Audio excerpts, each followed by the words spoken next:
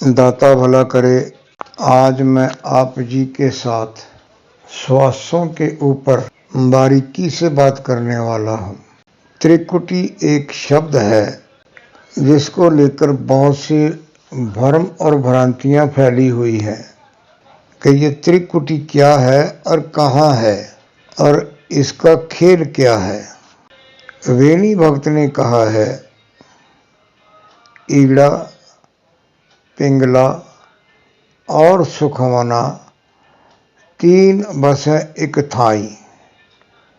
वेणी संगम तह पिराग है। प्राग कहते हैं यहाँ दो नदियाँ मिलती हैं, और संगम कहते हैं जहाँ तीन नदियाँ मिलती हैं। पहाड़ों में जाते हैं तो अक्सर वहाँ पे जो दरिया मिलते हैं उनके साथ जो है ना वो प्रयाग लिखा होता है या प्रयाग बोला जाता है, रुद्र प्रयाग, कर्ण प्रयाग ऐसे। लेकिन जो इलाहाबाद में गंगा, जमुना और सरस्वती तीन मिलते हैं उसको संगम कहा है। अब ईड़ा, पिंगला ये दो हमारी जो श्वास प्रिया की नासिकाएं हैं उनको कहा है। मेरी बात सुन के आपको हैरानी होगी और इसकी बारीकी को समझने के लिए आपको कुछ दिन लगेंगे, लेकिन पकड़ में आ गई बातों आप समझेंगे। जन्म से लेकर मृत्यु तक 2 घंटे एक नासिका चलती है और उसके बाद 2 घंटे दूसरी नासिका चलती है। यानी ईड़ा और पिंगला इनका पीरियड जो है ना ये 2-2 घंटे है। टोटल अगर गिनेंगे तो एक श्वास जो ईड़ा पिंगला से है अब वो 4 घंटे का है, यानी कि 6 श्वास बनते हैं। यानी 6 बार ईड़ा पिंगला चलती हैं, यानी ईड़ा 6 घंटे, 6 बार चली 2-2 घंटे, और उसके बाद जो है वो पिंगला चलती है 6-6 घंटे, यानी 2-2 बार 6 बार 24 घंटे में चलती है।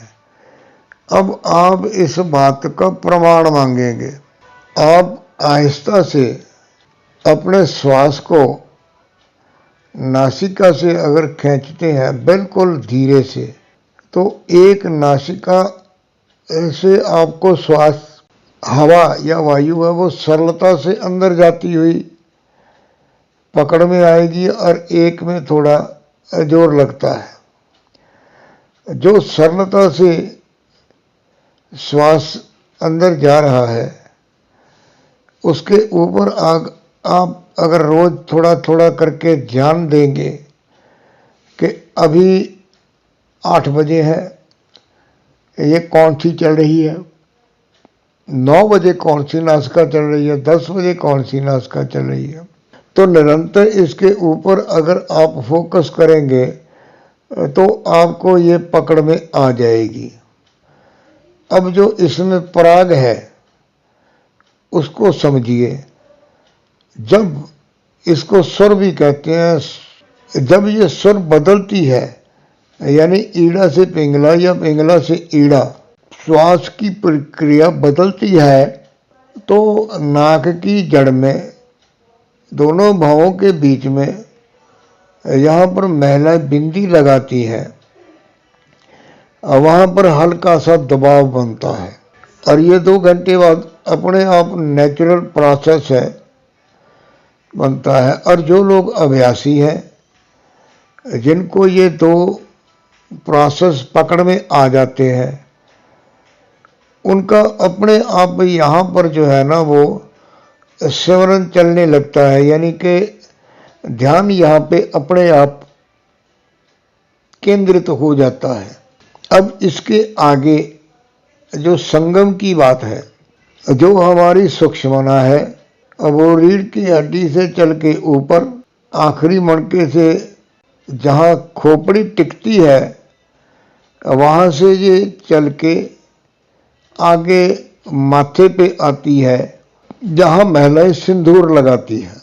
और जो मैंने कहा है ईड़ा पिंगला और ये सुषुम्ना, ये सिंदूर वाली जगह पे मिलती है, तो इसको संगम स्थल कहा है, त्रिकुटी, यानी तीनों का वास। ईड़ा पिंगला और सुषुम्ना तीन बसा एक थाई, एक जगह पे ये बसती है।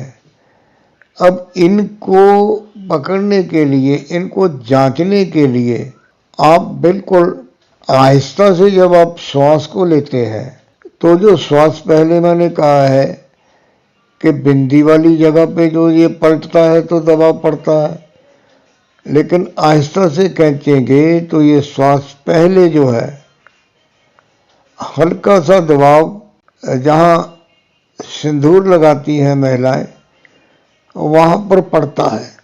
वहाँ से ये टकरा के सर के भीतर बिल्कुल ऊपर जाता है, जहाँ पर अक्सर लोग वो कहते हैं कि ये हमारा धर्मेंद्र पॉइंट है, जहाँ पर अक्सर साधकों का सिमरन नाद के द्वारा परमात्मा की कृपा आने का ऊपर से जो रास्ता बनता है, यानी जो खड्डा पड़ता है, ये वहाँ पर टकराता है और फिर नीचे वापस गले में आके ये फेफड़े और पेट में इसकी क्रिया होती है।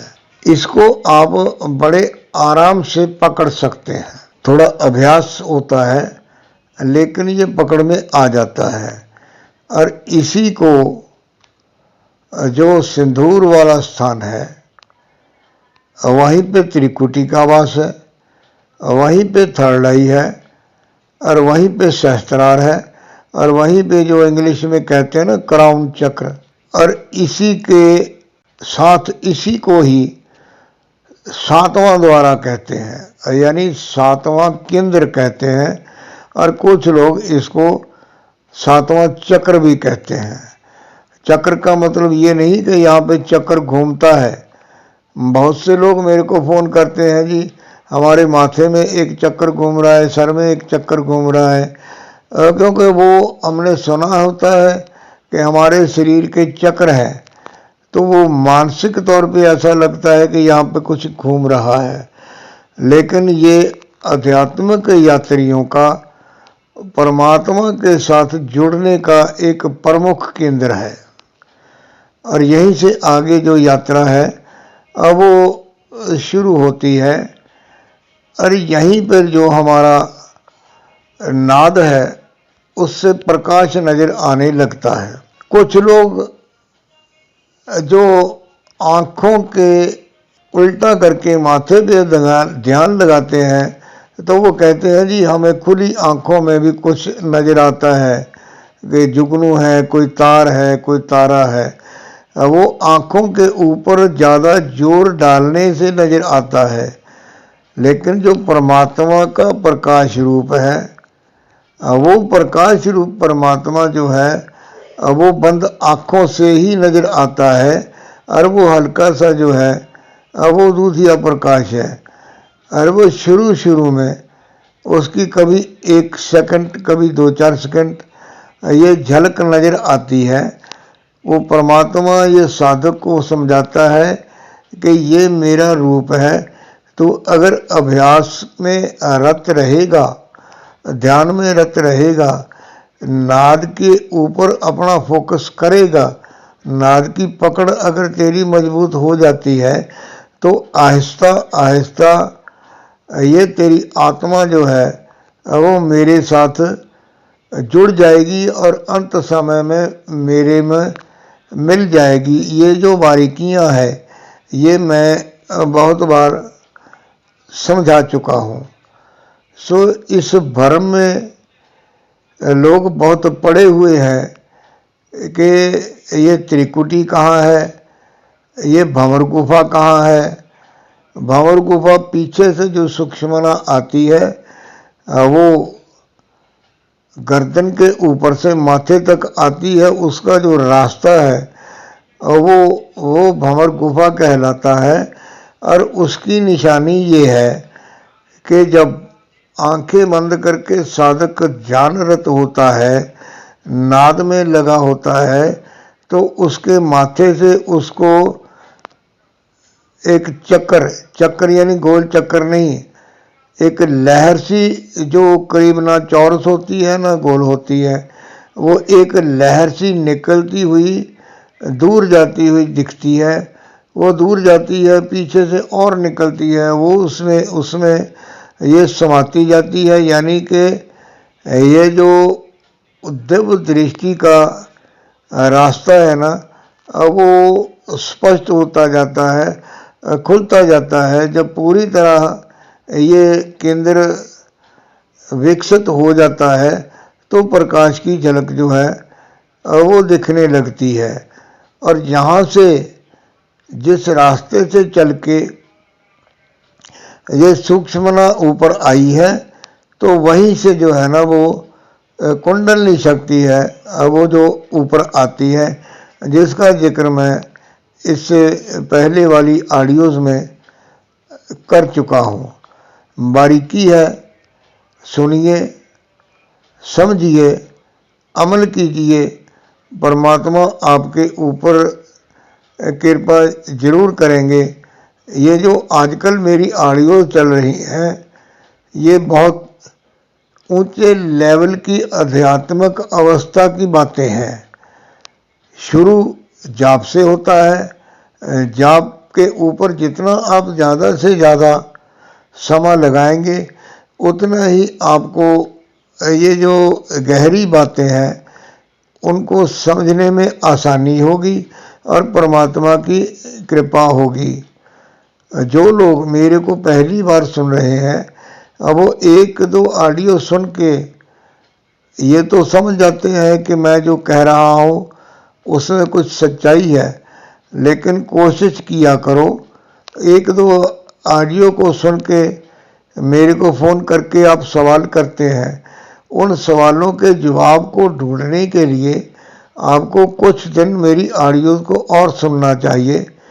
300 के करीब मेरी ऑडियो है, सभी आप सुन नहीं सकते। आप ये 3 जो है प्लेलिस्ट उनको ज़रूर सुनिएगा। आपको फिर मेरे से फ़ोन पर बात करने की आवश्यकता ही नहीं रहेगी। आपके सभी प्रश्नों के उत्तर जो है ना वो इन 3 प्लेलिस्ट में मिल जाएंगे। पहली है आत्मा से परमात्मा, और दूसरा है लाइव चैट, और तीसरा है ज्ञान गंगा। यानी ज्ञान गंगा में बहुत सी बारीकियां हैं। आत्मा से परमात्मा में रूटीन की यात्रा का विवरण है, और लाइव चैट में जो है वो जो साधक साधना करके अनुभवी हो गए हैं उनके अनुभव के ऊपर जो उन्होंने मेरे से चर्चा की है और वो रिकॉर्डिंग करके मेरे को भेजी हुई है, उससे आपको ये संतुष्टि मिल जाएगी कि ध्यान साधना से इस जीव को मिलता क्या है और उसकी आंतरिक अवस्था क्या बनती है। धन्यवाद। दाता भला करे।